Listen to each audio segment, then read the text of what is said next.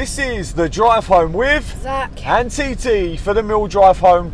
Driving home from the Den, where it finished.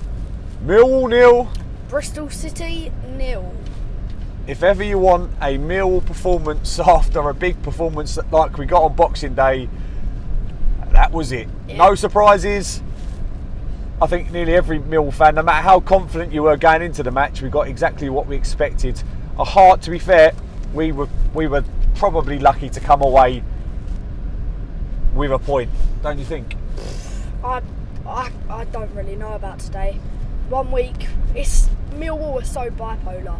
It's 1 week we're up, we're lifted, and then the other week we're down and below. Yeah, that was it was not great. Thank you very much for all your support on the last video. Appreciate the likes, appreciate the comments. Obviously, the last one of 2022 was something that will instantly be forgettable, probably by the time we get home. We started off with stick a like on the video if you like it. We started off with an unchanged lineup, unsurprisingly, given the fact that we played so well at Watford. However, at half time you're thinking it's dying out for changes because the players looked fatigued, the players looked tired, not for a lack of effort from most of the players. So we had Long in goal, back four of Danny McNamara at right back, Murray Wallace at left back, centre back pairing of Sean Hutchinson and Jake Cooper, the George Saville and Billy Mitchell tandem in midfield. Right midfield was Vogel Samar, left midfield was Tyler Bury, Zian Fleming just in behind Tom Bradshaw. And like I said, to be fair, Bristol City, they've set out their stall. They're playing a lot of direct balls early doors, very similar to us actually, but because they had a back three, Bradshaw, even if he didn't win virtually anything in the air, but even when he did, he was just flicking them onto nobody. There was no one around him. He had three defenders around him the whole time. And we just weren't getting players up the pitch quick enough. Saying that, we did create a chance that you saw it with was it Cooper taking it off of Bradshaw? Oh yeah, there was about 5 chances in one. So the ball comes in from a brilliant Fleming throw to the front post, and it gets headed out well from their defender. It bounces to Vogie on the edge of the box. It bubbles around for a little bit. It gets headed out to Vogie on the edge of the box, who hits a stunning shot, and it gets deflected right in front of the keeper, and it rattles off the crossbar. Then I think it bobbled around a little bit more, and then it went back to Cooper, and Bradshaw was right behind him, but Cooper kind of flicks it away from Bradshaw, which was it was very disappointing, as Bradshaw looked like he was going to finish that. And that was pretty much our only chance in the first half. Bristol City created a couple of half chances. A fantastic ball on the left into Semenya, who somehow died during the game and got resurrected. The geezer spent so much time on the floor, but when he was actually standing up, causing us all kinds of problems. Very, very physical, and he's putting Hutch and Cooper under a lot of pressure. And we'll come on to more of that in the second half. We got half time with screaming, absolutely screaming for some subs and for some changes. And but saying that, when we did make changes, the players coming on didn't make a difference. So, that's the problem in terms of strength in depth.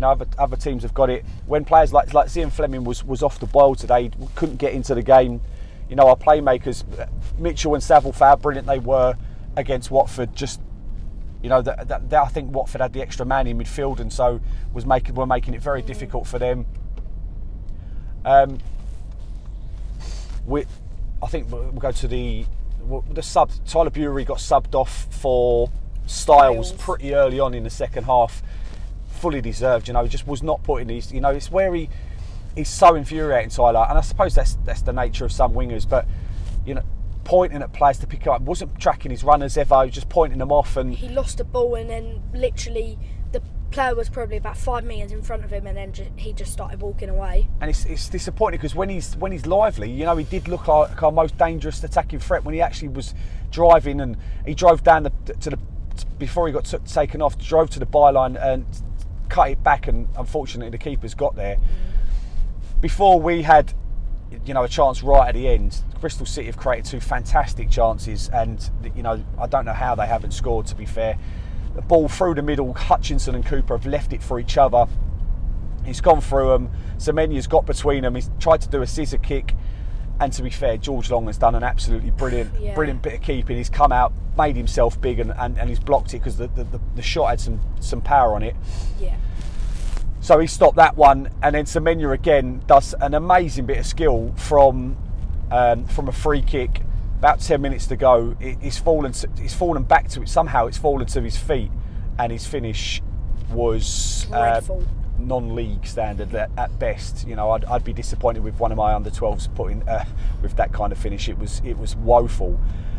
And then right at the end, subs come on. Benikafobe come on for Tom Bradshaw too late, in my opinion. Although Bradshaw run himself silly, but just wasn't getting any joy. Vogelsammer come off for Honeyman. Yeah. And George Saville came off for Jamie Shackleton. We created a chance right at the end, ball into the box, drops out to Murray Wallace, who puts the ball over for surprisingly 2 minutes of injury time. To be fair, I think that if the referee had played he'd have played 20 minutes, neither team were going to score. Us with our lack of creating any chances, and Bristol City with their lack of trying to finish anyone that they did have. Ultimately, a point is a point. It's 4 points from Boxing Day, and then today. You probably would have taken that at the start of the Christmas period. You just would have preferred it, after a big win, you want to go again and push yourselves. Rotherham now becomes a massive game. You've got to win games like this if you do have any chance, any thoughts about getting to the playoffs. Today and the New Year's Day, there are massive games against Rotherham, and I expect a few changes just to put some energy into the team. It's games where you're missing players like Mason Bennett. Hopefully we can, just put in an all-effort performance against Rotherham, because you know what they're going to be like. They're going to be very sturdy, they're going to be very direct, they're going to be very in your face, similar to our game, and it might be a situation where we nullify each other. Who would you say was your man of the match today, Zach? I'm not going to lie, I don't think I can really give one today. The centre-back pairing looked good for most of the game. They made too many silly errors. Yeah, Danny Mack tried, what's it called? Getting forward, his crossing today wasn't great. Yeah, I'm sure he would say that it wasn't his best. Murray Wallace tried, but he missed that chance at the last minute. He did have one little bit of bit of skill in the first half, and then curled the shot miles high, wide, and handsome. But I think we'll leave it there. No real man of the match today. We did our best. Obviously, we've got Layla in the back.